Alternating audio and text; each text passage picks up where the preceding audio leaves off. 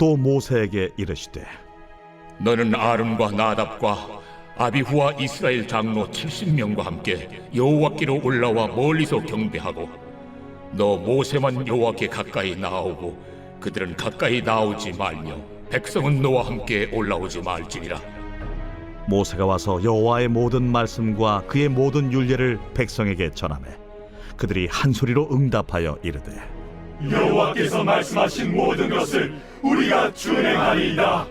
모세가 여호와의 모든 말씀을 기록하고 이른 아침에 일어나 산 아래 제단을 쌓고 이스라엘 12지파대로 12기둥을 세우고 이스라엘 자손의 청년들을 보내어 여호와께 소로 번제와 화목제를 드리게 하고 모세가 피를 가지고 반은 여러 양푼에 담고 반은 제단에 뿌리고 언약서를 가져다가 백성에게 낭독하여 듣게 하니 그들이 이르되 여호와의 모든 말씀을 우리가 준행하리이다.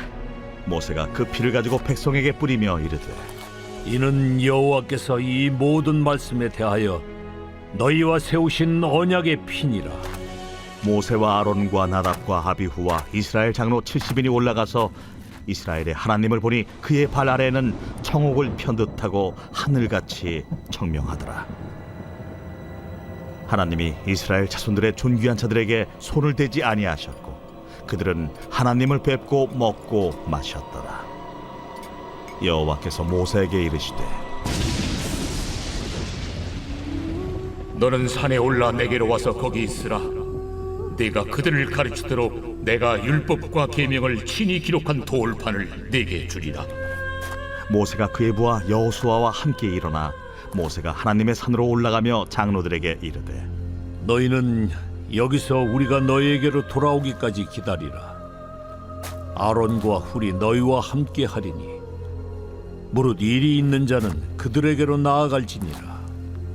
모세가 산에 오르매 구름이 산을 가리며 여호와의 영광에 시내 산 위에 머무르고 구름이 엿새 동안 산을 가리더니 일곱째 날에 여호와께서 구름 가운데서 모세를 부르시니라. 산 위에 여호와의 영광이 이스라엘 자손의 눈에 맹렬한 불같이 보였고 모세는 구름 속으로 들어가서 산 위에 올랐으며 모세가 40일 40야를 산에 있으니라. 오늘 말씀은 출애굽기 24장 우리가 준행하리이다입니다. 그 뜨거웠던 여름도 다 지나가고 내일이면 9월 가을이 시작되는 달입니다. 그래서 내일부터 고린도전서를 보게 될 것인데 오늘 출애굽기 24장까지를 잘 마무리 매듭짓고 넘어가려고 합니다. 여러분 중요한 계약을 하게 될 때 꼭 필요한 것이 있죠. 그것이 무엇입니까? 집을 계약하거나 혼인신고를 하거나 자동차를 하나 사게 돼도 그 계약서에 사인을 한다든지 지장을 찍거나 그리고 인감도장을 찍는 일이 있게 됩니다. 그 계약에 대해서 충분히 확인하였고 나도 상대방도 그것을 그대로 이행하겠다라는 고백을 그렇게 표시를 하죠. 그리고 예전에는 그런 사인이나 지장으로도 안 될 때는 피를 내서 혈서를 쓰는 일들도 있었습니다. 왜 그럴까?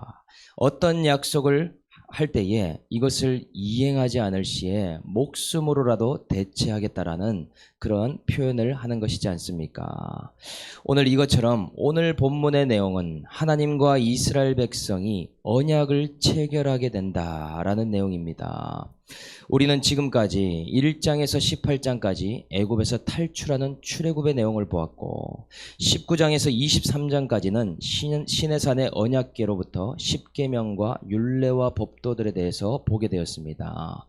그리고 오늘부터는 본격적으로 출애굽기의 하반부로 들어가게 되는데 이제 하나님과의 언약 체결을 통해 참 기쁨의 예배와 성막 그리고 성소와 성물들에 대한 이야기가 계속 나오게 되더라 하는 것이죠. 결론적으로 왜 애굽에서 불러내셨는가? 왜 말씀을 주셨는가? 하나님과 참된 관계를 맺고 예배를 하기 위해서 이러한 일들을 주셨다라는 것이죠. 하나님의 백성으로서 권리도 주기 위함이더라. 오늘은 하나님께서 말씀을 주시면서 이스라엘과 관계를 맺는데 이스라엘 공동체에 어떤 일을 행하는지, 말씀을 주시고 나서 우리에게도 어떤 일을 원하시는지를 한번 나눠보도록 하겠습니다. 하나님께서 말씀을 주시고 하는 일 첫 번째는 모세와 이스라엘의 리더를 먼저 가까이 부르신다라는 사실입니다. 1절에 보니 모세에게 이르시되 너는 아론과 나답과 아비후와 이스라엘 장로 70명과 함께 여호와께로 올라와 멀리서 경배하고. 여기서 등장하는 사람들의 이름을 한번 보면 모세와 아론과 나답과 아비후 그리고 이스라엘 장로 70명이 나오고 있습니다.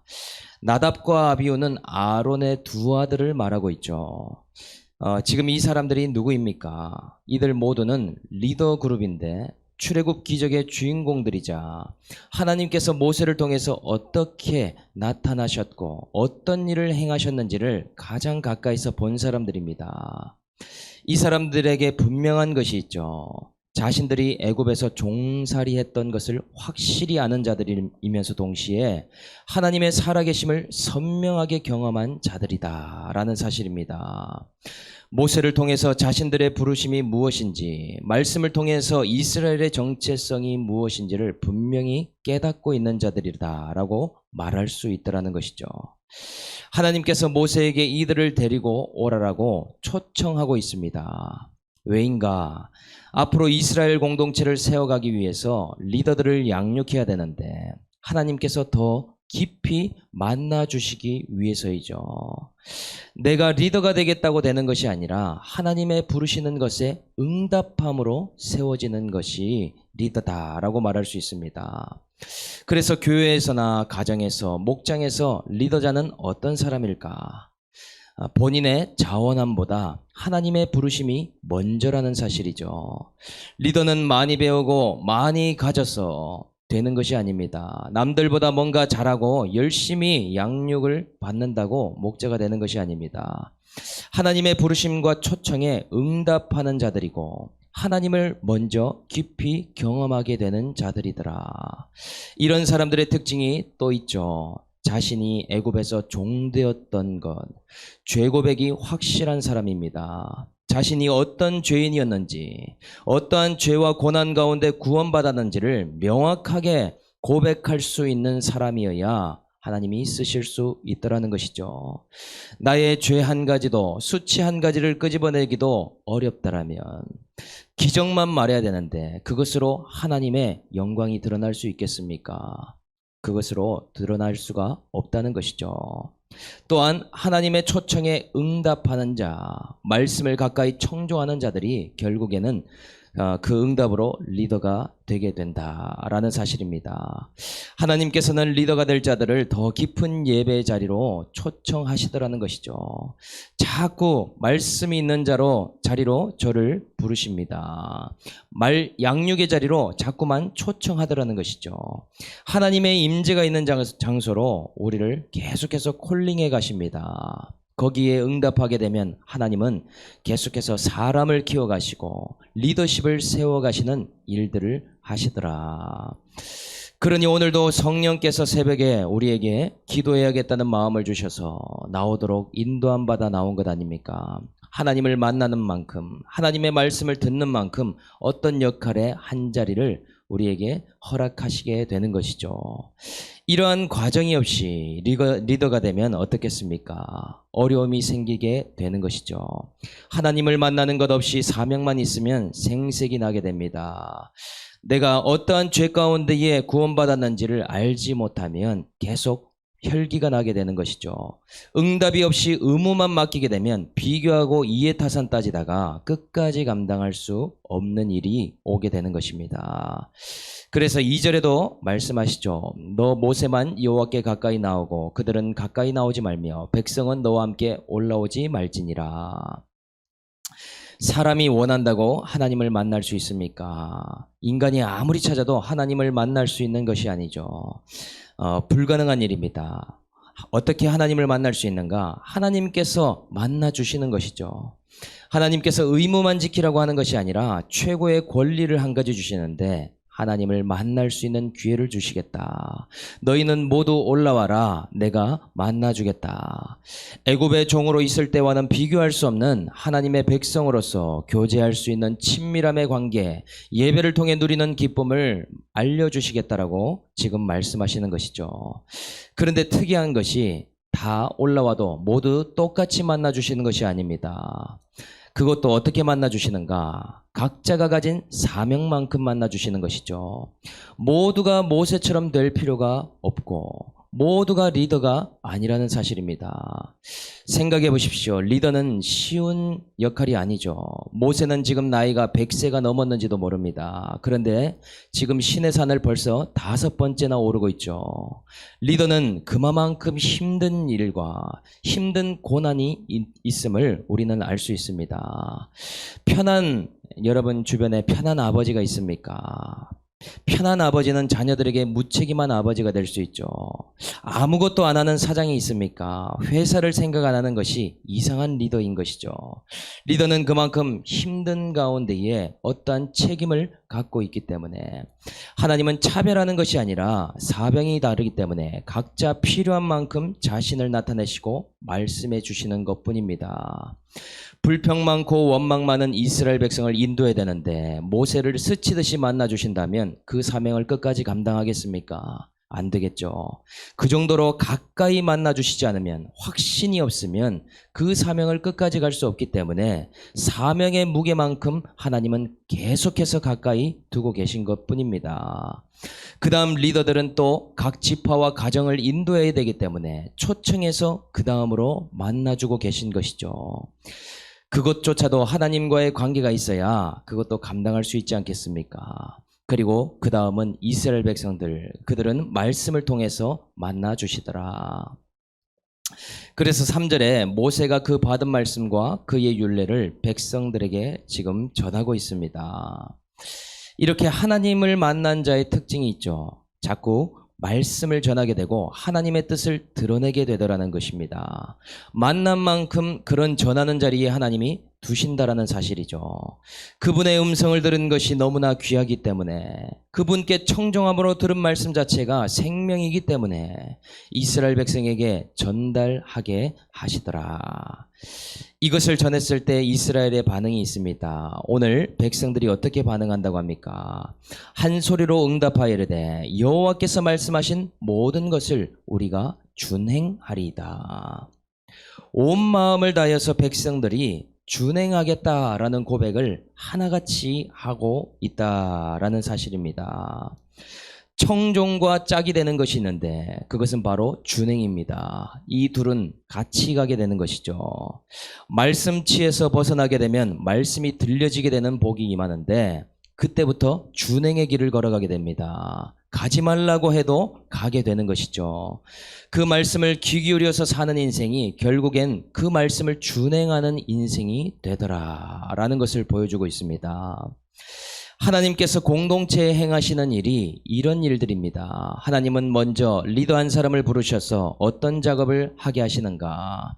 먼저는 말씀을 부어주시고는 모두가 말씀에 청종하게 하는 토양으로 바꿔가게 하십니다. 그리고 그 말씀이 계속 선포되도록 그런 자리를 만들어 가십니다. 오늘 이런 새벽의 제단의 자리도 마찬가지죠. 그리고 우리는 어떻게 합니까? 그 말씀에 대해서 아멘, 그 말씀대로 준행하리이다. 모두가 고백하면서 살아가도록 하나님께서 역사하시고 인도하시더라는 것입니다. 모두가 말씀을 통해서 하나님을 만나게 되고, 그리고 각자 일터나 가정에서 맡은 사명까지 감당하도록 하나님이 역사하고 계시죠. 이것이 바로 교회이지 않습니까? 그 말씀이 정말 하나님께서 말씀하신 것임을 인정하고 깨닫게 하시고 아멘으로 화답하게 하시더라. 우리가 하는 것은 다른 것이 아닙니다. 날마다 초청하는 부름에 응답함으로 하나님을 더 누리는 권리를 사용하는 것, 그리고 그 초청에 응함으로 하나님 나라의 리더로 가정에서 일터에서 쓰임받는 그것, 그것을 위해서 저와 여러분들을 부르셨다라는 사실입니다. 오늘 저와 여러분들을 부르신 그 부르심에 응답함으로 한 가지 쓰임 받을 수 있는 축복이 임하기를 주 예수의 이름으로 축복합니다. 두 번째는 피로써 언약을 세워 먹고 마시게 하시더라. 4절에 보니 모세가 모든 말씀을 기록한 후에 이른 아침에 일어나 산 아래에 제단을 쌓고 이스라엘 12지파대로 12기둥을 세웠다라고 기록하고 있습니다. 모세가 하나님의 감동을 받아서 말씀을 기록하는데 그것이 얼마나 기쁘고 설레었을까요? 우리도 기도하다가 한 가지 응답받으면 정말 기쁘고 감사하지 않습니까? 그런데 그 말씀을 또 빠뜨리지 않고 전해야 하니 이른 아침부터 제단을 쌓기 시작했다라고 기록합니다. 매일의 만나를 먹는 것과 예배의 제단을 쌓는 것에 공통점이 있죠. 그것은 무엇인가? 아침 일찍 일어나 한다라는 점이 비슷하죠. 나태가 만나를 사라지게 만들게 한다면 게으름은 제단을 쌓지 못하게 하는 것이 또한 있는 것이죠. 그래서 이른 아침에 예배를 드리는 것이 성경에 나오는 아주 전형적인 방법입니다. 가끔 보면 이런 이야기를 하지 않습니까? 아니, 누가 이 새벽 기도를 만들어서 이렇게 목사님을 고생하게 하시는가? 초대 목사님들이 왜 새벽 기도를 만들어서 이렇게 우리를 괴롭게 하나? 이런 이야기를 들어본 적이 있지 않습니까? 그래서 대답하는 것이 예수님도 새벽 민명에 기도하셨으니까 우리도 해야지. 이런 대답도 정답이겠지만 이른 아침부터 예배하는 것이 새벽 기도를 하는 것이 아주 아브라함 때부터 있었던 정통적인 그런 방법입니다. 아주 일반적인 방법이라는 것이죠. 그렇게 오늘 제단을 쌓고 12개의 기둥을 세워놓는데 지파대로 세워놓는 것을 오늘 말하고 있지 않습니까? 오늘 그 다음 말씀이 참 인상 깊죠. 5절에 이스라엘 자손의 청년들을 보내어 여호와께서 서로 번제와 화목제를 드리게 하고 6절에 보니 이 피를 가지고 오더니 반은 제단에 뿌리고 반은 백성에게 뿌리고 있다. 이것을 기록하고 있습니다. 모세는 벌써 나이가 노인을 넘어서서 100세가 되었는지 모릅니다. 그런데 모세가 오늘 누구를 보내서 예배를 드리게 합니까? 보니 이스라엘 백성 중에서 청년들을 보내어 예배의 주체자로 삼는 것을 우리는 알 수 있습니다. 출애굽 세대만 말씀을 준행한다라고 되겠습니까? 모세와 아론과 70 장로들만의 신앙이 아니죠. 각 지파의 리더들만 믿음의 DNA를 가지고 있는다고 이 일이 되겠습니까? 시간이 지나면 분명히 잊혀질 것이고 분명히 믿음의 세대가 끊어지게 될 것이죠. 모두가 다 까먹는 시간이 온다는 것입니다. 그래서 모세가 하는 적용을 한번 보십시오. 다음 세대의 청년들을 예배의 제단으로 부르고 있는 그런 모습을 보인다라는 사실입니다. 자신은 청년기에 제어되지 않는 혈기로 사람을 쳐 죽이기도 했고 하는 일마다 참견하고 간섭하다가 문제되는 인생을 살았죠. 그런데 자신이 방황했기 때문에 이 청년 때부터 예배드리는 인생을 살아갈 수 있도록 이스라엘 백성들의 청년들을 세우고 도와주고 있더라. 이것이 바로 출애굽 1세대와 2세대를 이어주는 리더자의 역할 아닙니까? 지금 그 일을 하고 있더라는 것이죠. 그래서 하나님의 말씀이 계속 내려가기 위해서는 다음 세대에도 말씀이 전해지지 않으면 안 되는 것입니다. 다음 세대에도 이 제단을 쌓고 제사를 드리는 그 현장에 있게 하지 않으면 안 된다라는 사실이죠. 우리도 마찬가지입니다. 우리의 자녀들과 다음 세대와 청년들이 살아나는 일이 얼마나 중요한 일인가. 그리스도의 몸된 교회에 허리를 세우는 일이죠. 젊은 사람도 허리를 다치면 어떻게 됩니까? 힘을 못 쓰게 됩니다. 허리를 삐끗하거나 고관절을 다치게 되면 일하거나 사명 감당이 가능하겠습니까? 안 되는 것이죠. 이러한 구속사의 말씀의 가치관이 전수되어야 되고 다른 유산이 아니라 하나님을 경험하고 만난 이 믿음의 유산을 보내는 일, 이것이 교회에게 맡겨진 일이라는 사실이죠. 우리는 다음 세대에 줄 것이 없음을 인정해야 됩니다. 이렇게 살아라 저렇게 살아라 그런 말을 이제는 내려놓아야 됩니다. 우리에게 전수할 것은 믿음의 재단밖에 없는 것이고 우리가 살아낸 말씀밖에 없더라라는 사실이죠. 우리는 다음 세대를 위해서, 우리의 자녀들을 위해서 기도해야 되는데 그들이 제단을 쌓고 하나님을 만날 수 있도록 기도해야 되는 그러한 사명이 있는 줄로 믿습니다. 그러한 일을 위해서 우리가 부름을 받았다. 오늘 그런 교사와 목자의 역할, 그것이 우리에게 있다라는 사실이죠. 그래서 8절에 그래서 모세가 그 피를 가지고 백성에게 부르며 이르되 이는 여호와께서 이 모든 말씀에 대하여 너희와 세우신 언약의 피니라. 언약을 세울 때는 항상 피를 흘리게 만들었죠. 이 피를 쏟는 이유가 무엇인가? 고대 군동에서는 어떤 계약이나 약속을 맺을 때는 동물을 반으로 쪼개놓고 피를 흘리게 한 다음에 그 사이로 지나가는 의식을 치렀습니다. 이 의식의 의미가 무엇이냐? 죽은 사체 사이로 지나가는 사람은 반드시 약속을 지켜야 되는데 약속을 지키지 않을 때는 이 반으로 쪼개진 짐승의 사체처럼 본인도 피를 흘리고 목숨으로 대체하겠다라는 약속을 하는 행위더라. 과거에 그래서 하나님께서도 아브라함과 언약을 맺을 때 짐승을 반으로 쪼개놓고 언약을 하게 하지 않습니까? 그런데 하나님이 나타나지 않으셨죠.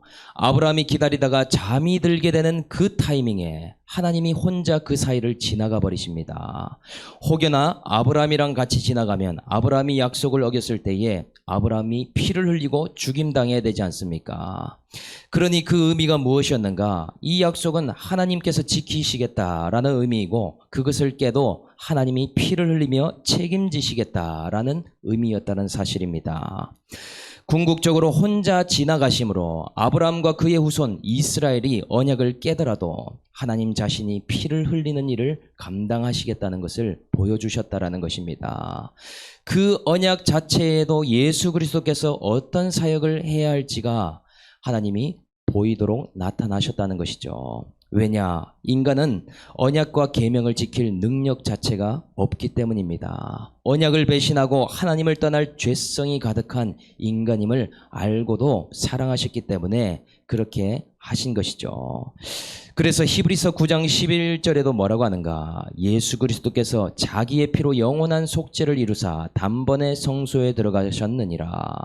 그리고 이 피는 거룩하게 하고 정결케 하는 능력이 있다고 하면서 14절에 자기를 하나님께 드린 피가 어찌 양심을 죽은 행실에서 깨끗하게 하고 살아계신 하나님을 섬기게 하지 못하겠느냐. 그렇게 할 수 있게 만든다라고 기록하고 있습니다. 하나님을 섬기는 온전한 예배가 되려면 온전한 속죄가 반드시 필요한 것이죠. 하나님과 우리 사이에 피를 뿌리심으로 그 언약의 약속을 이루신 것 아닙니까?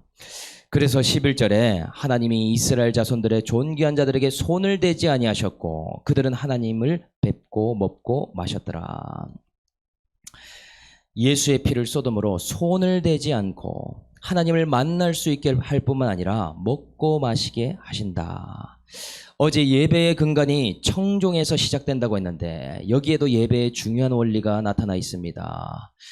이 말씀을 보니 유월절이 생각나지 않습니까? 피를 쏟고 뿌리고 바름으로 저주가 넘어간 후에 유월절 어린 양을 잡아 먹는 일이 있었죠. 예배는 온전한 속죄에서부터 가능한데 예배 나올 때 무엇이 보여야 되느냐? 바로 속죄 제물이신 예수가 보여야 되고 십자가가 보여져야 됩니다. 그것이 하나님과 우리를 연결하는 다리이고 어린 양에 찢겨진 살과 피가 있어야 우리가 하나님을 뵐 수 있다라는 사실이죠. 그래서 예배 나와서 우리는 무엇을 하게 되는가? 예배는 예수의 살인 말씀을 먹는 것과 피인 보혈을 마심으로 적셔지는 시간이 되어야 됩니다. 그것이 없다면 예배에 뭔가가 빠져 있다라는 것이죠. 그런 것을 놓치고 있다면 그것은 하나님 보시기에 예배가 아닌 것이죠. 하나님을 뵙는 것과 동시에 먹고 마시는 것, 이것이 예배의 핵심이더라라는 사실입니다. 이런 예배를 통해서 나의 죽은 행실이 다시 살아나게 됩니다. 다른 우상을 섬기는 것과 다른 신들을 섬기는 것에서 돌이키게 만들어줍니다. 그 언약의 피로 말미암아 우리의 죄를 씻기고 회복시키는 일이 예배를 통해서 일어나게 된다라는 것이죠. 오늘 우리의 삶 가운데에 하나님과의 관계가 막혀 있다라면 어떤 일을 해야 되겠습니까? 하나님을 만난 때가 언제인가 생각하고 있다면 오늘 그것을 풀 수 있는 키가 있습니다. 그것이 뭐냐? 언약의 피를 바라보는 일입니다. 예수 그리스도의 십자가를 오늘 붙드는 일입니다. 그 피를 쏟게 하신 하나님의 사랑을 발견하게 될 때에 하나님을 뵙고 먹고 마시는 예배가 되더라라는 것이죠. 오늘 우리의 예배가 이러한 하나님을 뵙고 먹고 마시는 예배가 될 수 있기를 주 예수의 이름으로 축복합니다. 적용 질문 드리겠습니다. 하나님께서 나를 더 깊이 만나주시기 위해 어떤 자리로 초청하고 계신가요? 나는 말씀을 들을 때 아멘 말씀을 준행하리다 고백합니까? 노멘 말씀을 지나치리다 고백합니까? 나의 신앙을 전수하기 위해서 제단에 함께 데리고 나와야 할 내 자녀, 다음 세대는 누구인가요? 오늘 말씀 생각하면서 한번 기도하겠습니다. 하나님 아버지, 오늘도 애굽에서 종되었던 죄인인 저에게 이른 아침부터 제단을 쌓으라고 명령하십니다. 그리고 말씀을 전하고 청종할 자들과 응답하자 할 자들을 초청하라고 말씀하십니다.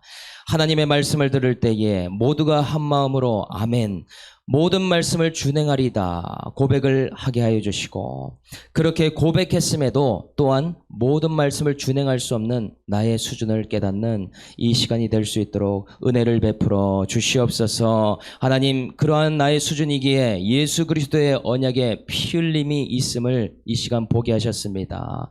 매 시간 예배 나올 때마다 나의 행위나 열심으로 나오지 않게 하시고 하나님의 부르심인 동시에 그 피를 쏟을 수밖에 없는 하나님의 사랑을 발견할 수 있는 이 새벽 시간이 될 수 있도록 축복하여 주시옵소서. 아버지, 이제는 나의 자원함이 먼저가 아니라 하나님의 초청이 먼저임을 이 시간 발견하였습니다. 하나님, 예배에 나올 때마다 하나님의 그 부르심에 응답하게 해주시고 그 말씀에 준행하리다 그 고백으로 말미암아 하나님을 깊이 만나고 예배가 회복되는 역사가 있도록 인도하여 주시옵소서. 감사를 드리며 우리를 구원하신 예수 그리스도의 이름으로 간절히 기도합니다. 아멘.